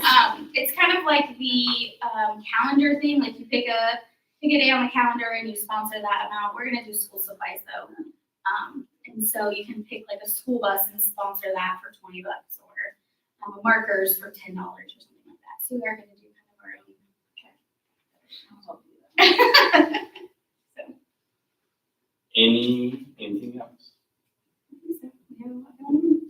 It is a lot going on. Getting that level 3 certification so quickly blows my mind, because they lost their minds when we moved the preschool out of the elementary to a new facility. You would have thought we had left the country with preschoolers the way they treated us. And for them to be like, no big whoop, 6th classroom, you're approved. It's a new initiative that they have out right now, is for public schools especially, Okay. because they're wanting to get more preschool classrooms in public schools. So that's why they're like, if you have another facility that's level 3, we'll just fast track you. That's awesome. Well, I'm really glad, because that was a headache, and I'm glad you don't have to incur it. That's better for all of us. All right, no questions for Mrs. Herring. Let us see if there's any public comment, any community comments, any members of the community here to comment to the board ahead of decision making, going once, going twice, going thrice. I am going to pick up the pace a little bit here, given the hour, but you guys stop me or slow me at any point if you have questions. Is that okay with everybody? Okay. All right. Under consent, we have our regular board meeting minutes from our August meeting with the approval of claims. We have no transfer applications this month. Under fundraisers, we have Kona ice sales, field flags, pictures of Santa. In your packet, there's an update from an August fundraiser. We have after prom, volleyball, bake sale, hot chocolate donut, cookies, and cider at home football game on the 27th and 11th, and a Chipotle night on the 26th. After prom, getting after it. Music boosters, Chipotle night, Money Madness cards, scratch off cards, middle school cheer, fill the megaphone with cash, presumably. NELC popcorn and apple cider sales at Dean's. NELC Fall Festival sponsor for school supplies. Donations, we received a $3,000 donation from Whitetails Unlimited for our archery program. A Williamsburg Lions Club donated $1,000 for reading supplies for teachers and students at NES. And I believe you are an honorary, if not an actually full-fledged Lion, is that correct, Ms. Stevens? Yes. Field trips, lots of them, they're in your pack. Feel free to read those at your leisure. Overnight field trip, the 7th grade would like to go to the Ohio Caverns. The NELC would like to go to Brombaugh Fruit Farm. 5th grade would like to go to the Wilderness Ridge Retreat Center. That's the YMCA camp. That's the We're YMCA just camp. switching camps, yeah. It's awesome. And the Spanish Club would like to go to the Cincinnati Culture Experience and El Bronco. El Bronco's in Indiana, guys. I think it's mostly the cultural experience. Personnel, lots of ECAs. I can read these to you, or they were in your packet. I'm good. You can see them. Okay, excellent. That is everything under the consent agenda. I make a motion to approve the consent. Second. Motion made by Ms. Claypool, second by Mr. Webster, all in favor? Aye. Motion passed 5-0. This is the budget hearing that is required by the state of Indiana. We went through, yes, we went through the budget hearing at, the budget information, the funds, all of those things at the work session in August. And I'm happy to answer any questions about these, but the levy, the adopted levy for rainy day would be, you'd be approving appropriation for $550,000 of our over $1 million rainy day fund. Again, it's rainy day, we only spend it if we need to. For debt service, we would be asking for approximately $1.503336 million. The school pension debt, we do not have to levy a tax this year because we make our final payment on the school pension debt this December. Dunsies. So we cannot levy a tax because we will pay it off. So 25, not our problem anymore. Education fund, I'm asking for an appropriation of $12,750,000, and that is the projection of the amount of money the state will give us. We may have to do an additional appropriation if we spend more of our cash reserve. Under operations, I'm asking for appropriation to spend $4.4 million out of the operations fund, of which $2,250,000 will be raised as the local tax. As the board may remember, I have to transfer money from the education fund to the operations fund. You have to approve both the transfer and you have to give me permission via the appropriation to actually spend the money once it's transferred out of operations. So all of that is reflected here. All of that said, we will have an approximately $19 million budget next year. We will be attempting to levy about $3,753,336 to cover both our debt service and our operations fund. That would move the tax rate to $1.50. I will tell you, we will not get a $1.50 tax rate approved by the DLGF. They will cut us. What they cut us down to remains to be seen. But we also have an additional appropriation, which we'll talk about during the bond part of the conversation, that may take our tax rate up to $1.53. All said and done. So, any questions about this? Tonight we just hear it, and in October you approve it. And then the DLGF gets a hold of this, gets their red ink out, and cuts us based on circuit breaker and maximum levy growth quotient. And they will cut these numbers down for us as they are required to by state statute. So you always advertise high, knowing that you'll be cut back. Any questions at all? I would now take any public comment on the budget from members of the community. Going once, going twice. Millie, it's your chance. Going thrice. Okay. Hearing none, we shall move on. As part of the budget hearing, we must talk about the capital projects plan. Our capital projects plan are the items that we've discussed on multiple occasions around the bond and if we get anything else done after that, it'll take a Christmas miracle, but we list about 3 to 4 years worth of projects in hopes that money falls from the sky. These are the things that we would do, but gosh, we can't afford most of these, just the ones that we're going to pay for out of the bond. So those are all reflected in here. Mr. Van Dyne, I don't know if you can. Through all these. Yeah, most of this, the irony for me is most of this is cut and paste from last year. We had the same top tier projects from the feasibility study, with the masonry project still number one on our hearts and number one on our to-do list. So any questions about the capital projects? Excellent. Bus replacement plan, very similar to last year. We have the ability to pay for 2 to 3 buses. If we order them today, they won't come until 2026.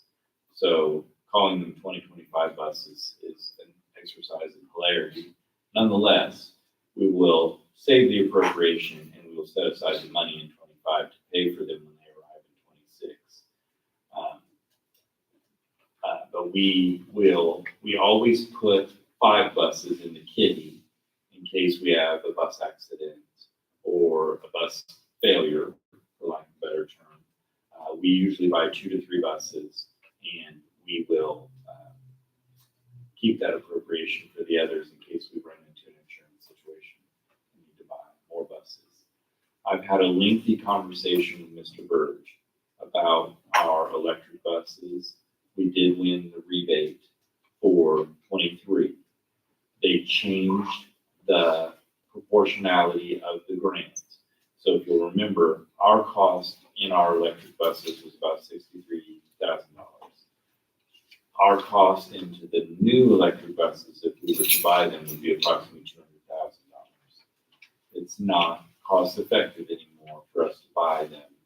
And we are awaiting the results of a study done by a partner of Whitewater RMC, but we believe it is a net neutral cost at this point. We think we're going to realize savings once we have some software in place, could be charging off peak, but until that time, it is a net neutral cost. And so then it becomes, does the bus cost more in the first place? And the answer to that question is yes. So we will most likely be ordering diesel buses, but I say most likely instead of definitely, because I do want to see the results of that study before we turn down the rebate money.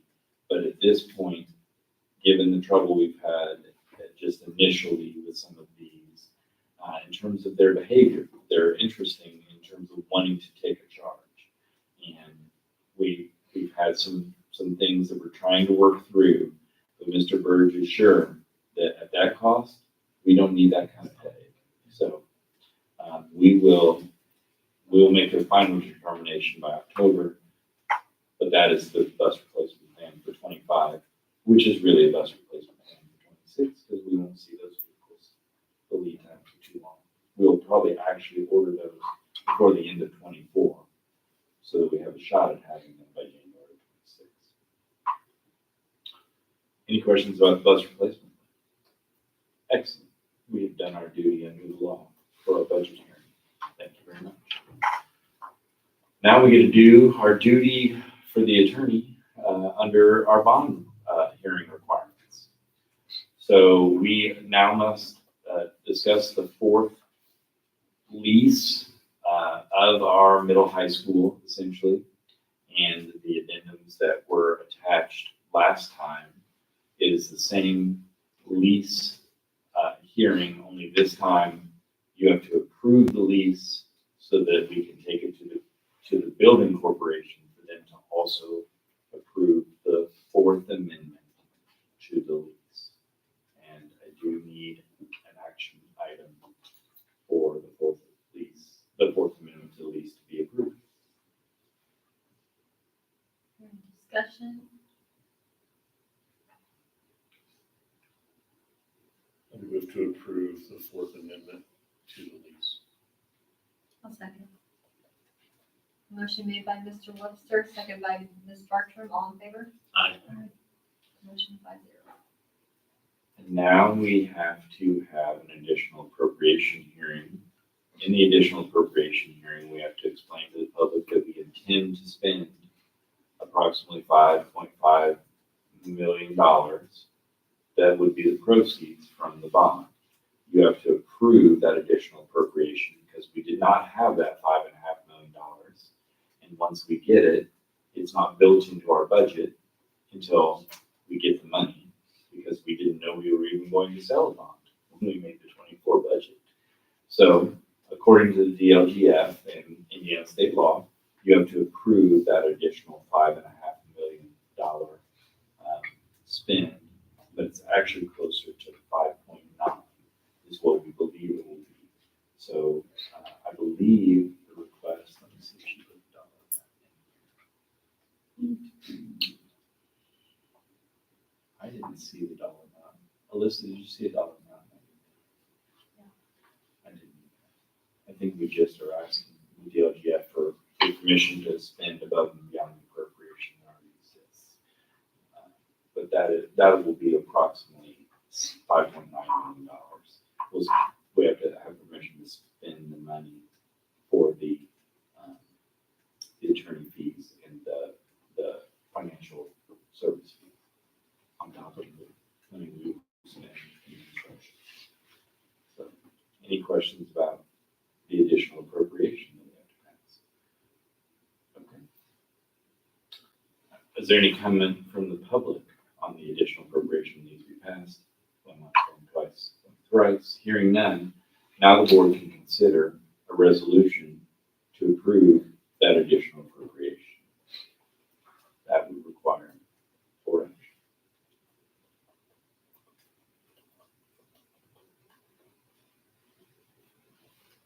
I'll make a motion to approve the resolution. Second. Keith or no? I thought so, but anyway, yeah. Motion passed by Ms. Bartram, seconded by Mr. Webster. All in favor? Aye. 5-0. Additional appropriation resolution.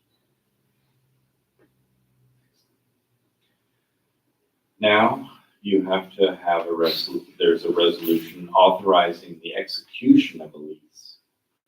It will be essentially a new lease because we're selling a new bond. So that also requires board action. Motion to execute the lease. Motion made by Mr. Van Dyne, seconded by Ms. Claypool. All in favor? Aye. 5-0. And because technically the building corporation holds the deeds to the property, they are the ones who also get to engage in the construction project. So you also have to pass a resolution assigning contract bids to the building corporation, which is the lease corporation, which is the 3-member body that operates the building corporation. Motion to assign contract bids. Motion made by Mr. Van Dyne, seconded by Ms. Claypool. All in favor? Aye. 5-0. There's also a supplement to our master continuing disclosure undertaking that must be passed. Essentially, that'll be the next business item, but essentially we are refunding the original bond into a new bond so that we can sell this bond together. So the resolution is to approve the supplement to the master continuing disclosure from the undertaking. Make a motion to approve the resolution approving the supplement to master continuing disclosure undertaking. Second. Motion made by Ms. Claypool, seconded by Mr. Van Dyne. All in favor? Aye. 5-0. Then I need the board to authorize the refund of the 2014 bond. I move to authorize the refund of the 2014 bond. Second. Motion made by Mr. Webster, seconded by Mr. Van Dyne. All in favor? Aye. 5-0. Excellent. We have now concluded all of our bond business for this week. Did that flyer get sent out to the, about the bond? I put it on the website. Oh, it's on I there. don't know that I sent it out. Sorry. Hey, we need to send that. When I send the board updates tomorrow. It's tomorrow, board updates. Thank you. Sorry. Okay, so some really exciting business. Let's talk about roof bids. We received 3 roof bids to do the last section of the original roof from 1967, 68. Our roofs are gravel tar. We need to take the gravel tar up. There's some structural work that needs to be done to handle the edges of the roof.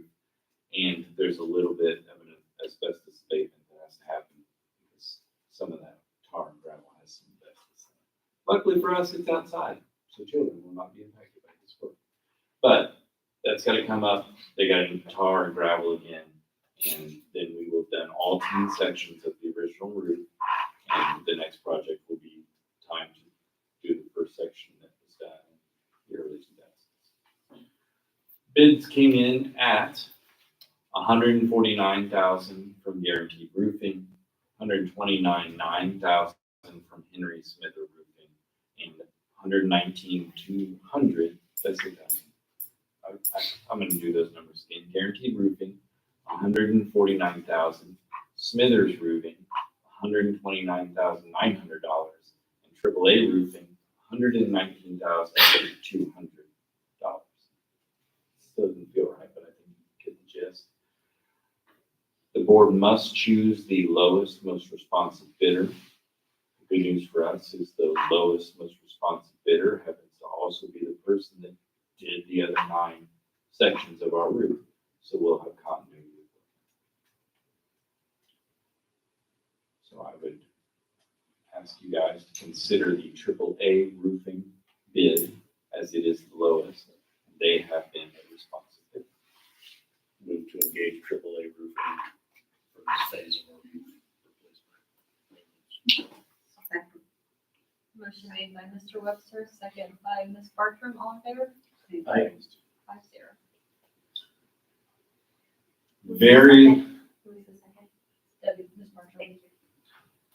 very, very exciting. But we get to talk about next year's school calendar. It's.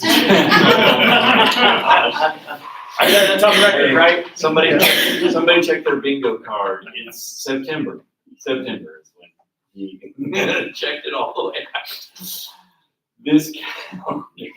This calendar mirrors the current school year and has some, if you'll scroll down, it's always the winter break that is funky chicken.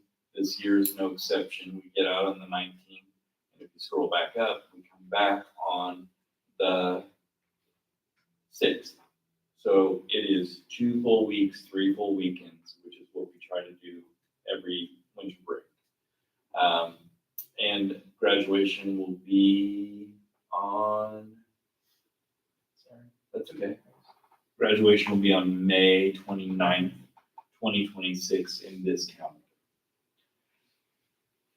which is not Memorial Day weekend in 26. But boy, do we have some interesting discussion to have next.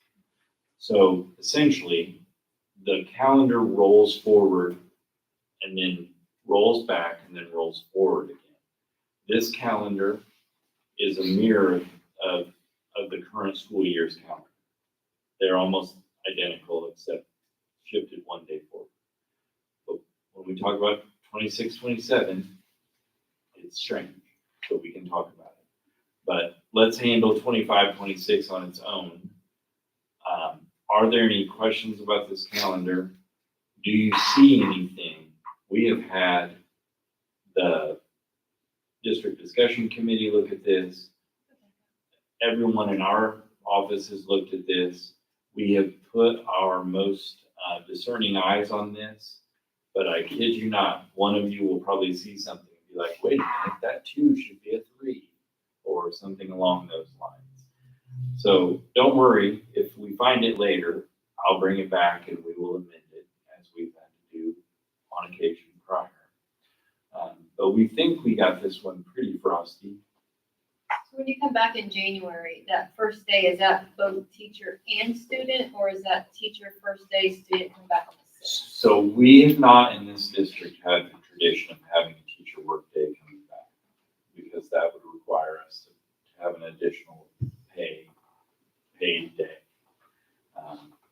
I do think that will be part of future bargaining. I think the teachers are interested in having some more professional development outside of the 180 days and the essentially 3 training days that we have now. That's coming up. So that'll be something that we consider bargaining. But because we're on a 2-year contract, we do not have to bargain this fall.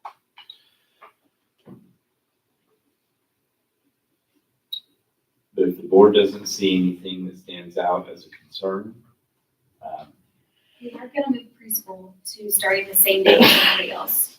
So typically in the past 3 years, it started that following Monday. For one, it's really hard on parents. They want to send their kid the first day that they send all their other kids. And 2, starting 3-year-olds out for 5 days, the first week is hard too. So having them come 3 days to kind of get in a routine, I think will be good. The other thing we looked at, and I think we all talked about this, is we moved up our PD day in September, so we could, in August, we can get to, like the 22nd of August, we have a PD day.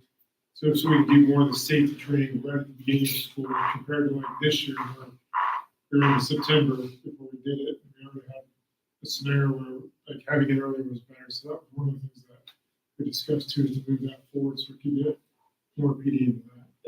And the parent-teacher conference made it forward so we have more of an effect on it.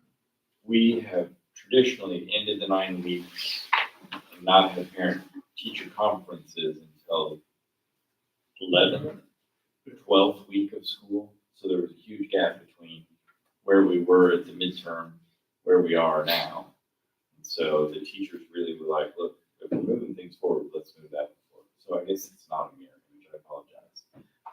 Breaks are the same, but these 2 things are different. So thank you guys for reminding me to talk about that. Because we did want to get our safety day a little closer to the beginning of the year. We're still gonna bake in a little bit of safety during new teacher orientation now, because they're the ones who are left most vulnerable. But this gets it even closer to the start of school. And then the parent-teacher conference, that's kind of logical.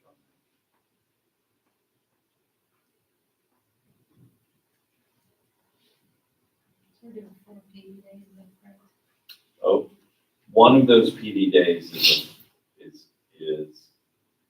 a partial makeup day. So we synchronously learn on the parent-teacher conference day, and then have teachers do conferences after the synchronous learning.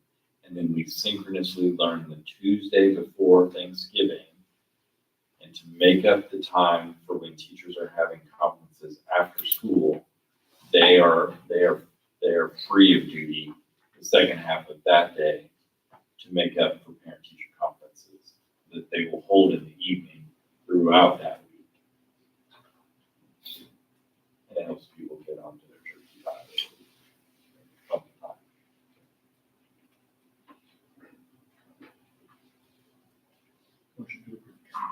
Can I ask one more question? Real quick, sorry.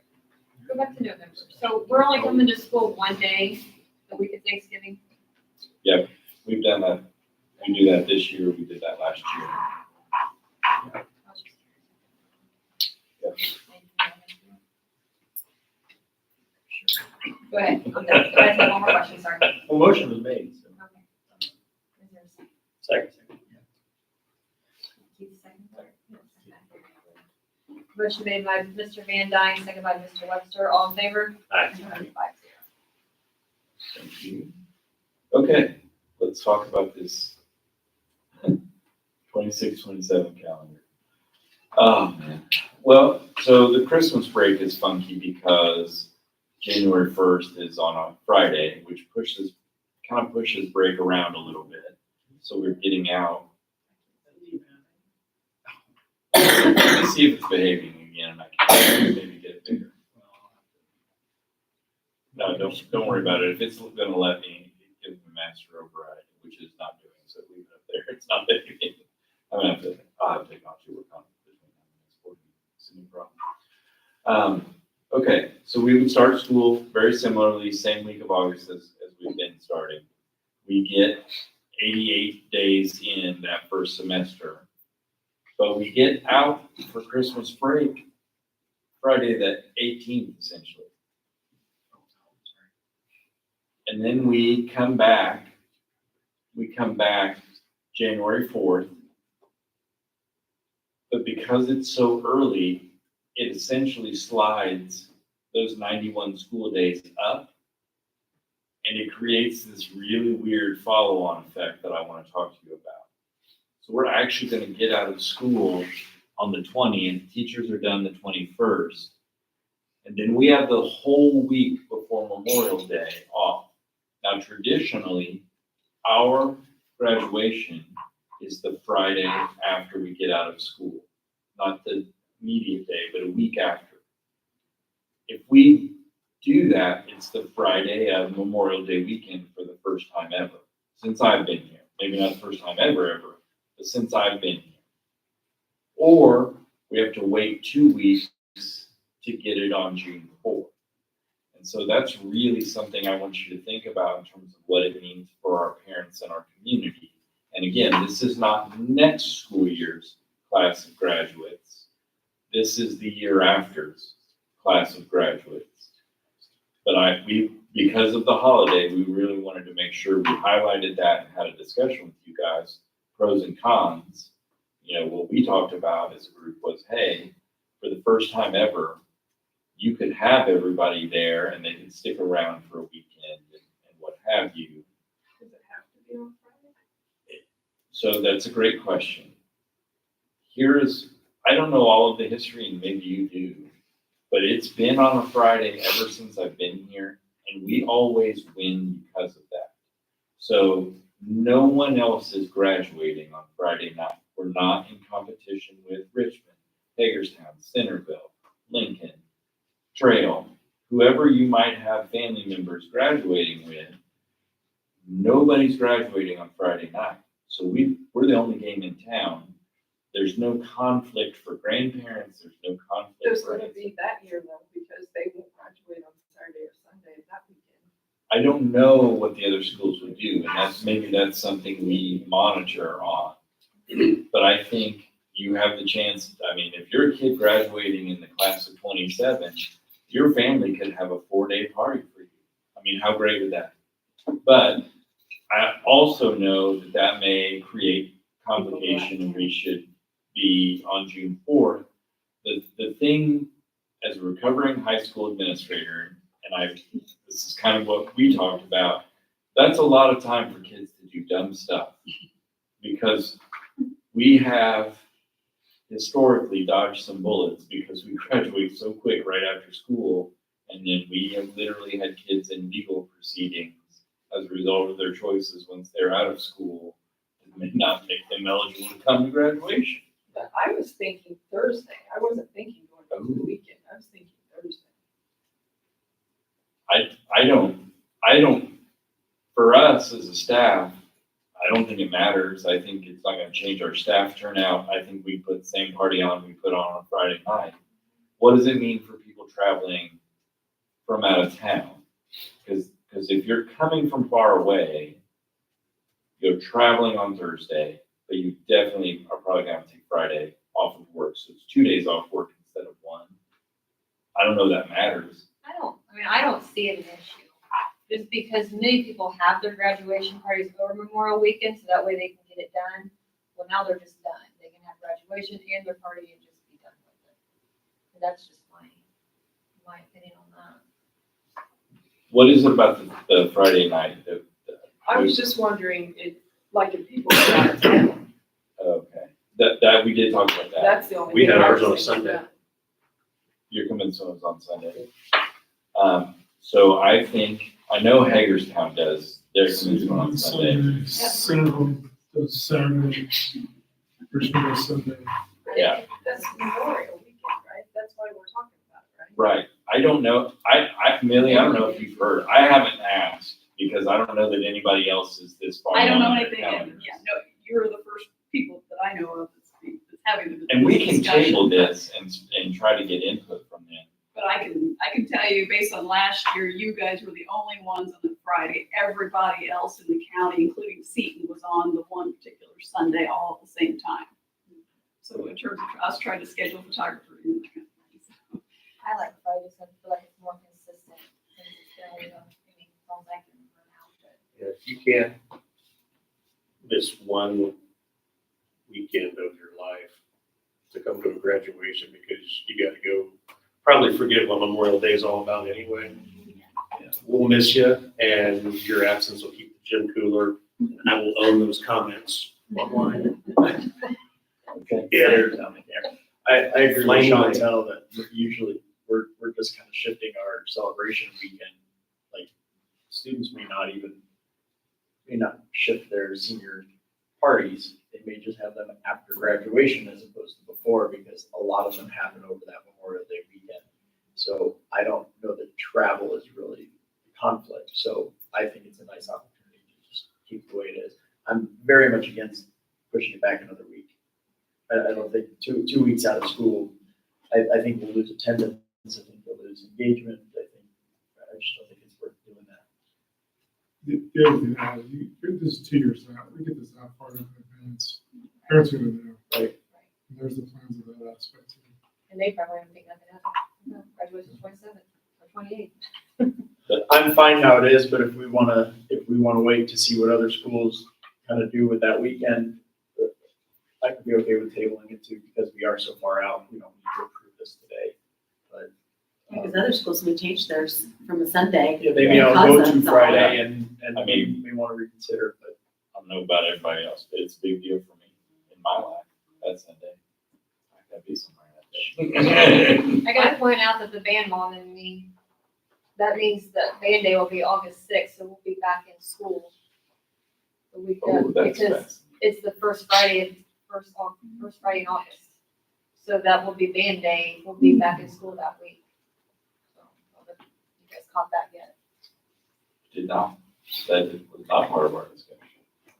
I think we probably better do some more work on this, because we could shift the problem, and doesn't have to be perfect, but the problem is if we move everything back a week in that first semester, that becomes an 85-day semester, and then we have a 95-day semester, which in the grand scheme of things isn't going to change anybody's academic outcome, but you're offering courses for credit you'd like to be close to 90 days. So,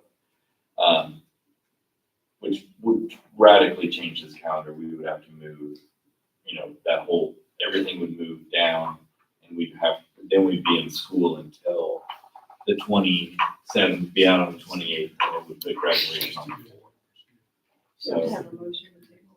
yeah, I think so. I'll make a motion to table the 26, 27 conversation on the calendar. Take a vote on the table, right? Yes.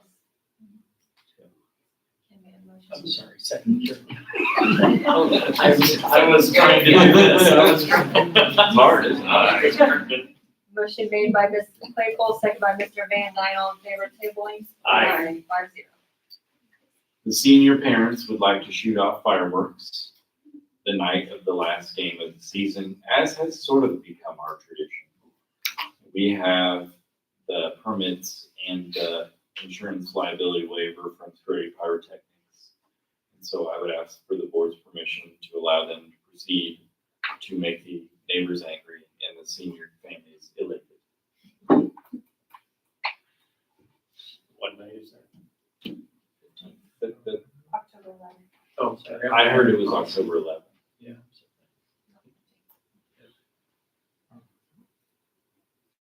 Oh, was that, did it say the 15th? It was the policy effective on the Yeah. 15th. October 11th. It's October 11th. Okay. Season night last one, okay. I need to have them change it. October 11th. I'll confirm. Okay. We can make a motion. Uh-huh. it'll be in effect. That's the part we have to care about. But it expired, oh, yeah, for a year, so. Any conversation, discussion? I'll make a motion to approve the senior night fireworks. Motion made by Ms. Bartram, second by Ms. Claypool, all in favor? 5-0.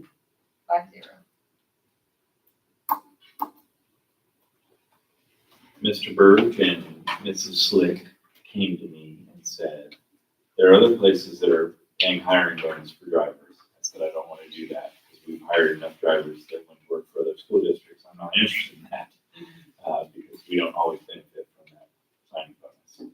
So in lieu of that, I would like the board to consider an $850 driver stipend that would cover the cost of the days that they actually do work for us during the training period. So they have a certain number of hours they have to drive in order to get their CDL approved. They have to go to a 3-day seminar that is an all-day seminar. It's held in Fort Wayne, it's held in Indianapolis, there's one in Lafayette. They're going to be putting mileage on, they're going to be driving, they're taking time away from whatever they're doing now instead of being a driver for us. And then they have a ton of training time they have to put in. I think I said that already. So instead of a hiring bonus, we'd like to give them a training stipend after their 60th day of driving for us, 60th calendar day. So we'll have these folks in our employ for 2 months before they would get this stipend. But it's a retro pay for time served during the training process. Because currently, we don't pay anything. And people are like, look, everywhere else is paying. And why would I do this for free when I'm going to come work for you? So this is trying to solve that problem and hopefully take the edge off of becoming a bus driver for us because it's not easy. I make a motion to approve the stipend for the bus driver. Second. Motion made by Ms. Claypool, second by Mr. Webster, all in favor? Aye. 5-0. Excellent. In a similar vein, we normally only pay teachers a training stipend in the summer, but we have a unique case for our workplace specialists. We have 4 teachers that are getting a workplace specialist license, and they are required to attend a seminar on Saturday. If it was a weekday, we would not be having this conversation. But they have to go to Indianapolis and spend all day in the seminar on Saturday in order to get their workplace specialist license so that they can teach for us.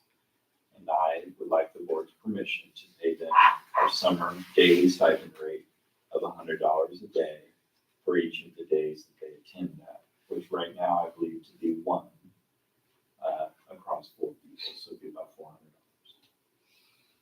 So moved.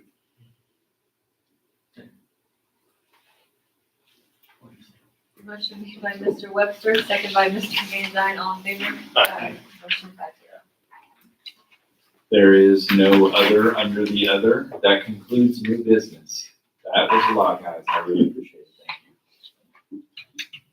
Thank you. Board comments. I just want to thank all of you for the last month and a half. It doesn't sound like it's been very easy days, and I think you guys have really stepped up to this school year, so thanks for keeping all these little humans safe and all the jobs you guys are doing, so it's a lot, so thank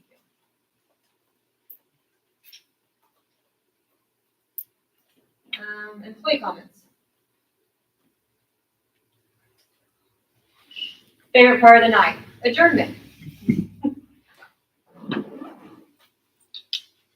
Motion to adjourn. We're all meeting. Somebody just do it. Second. I did a second. Who was Aye.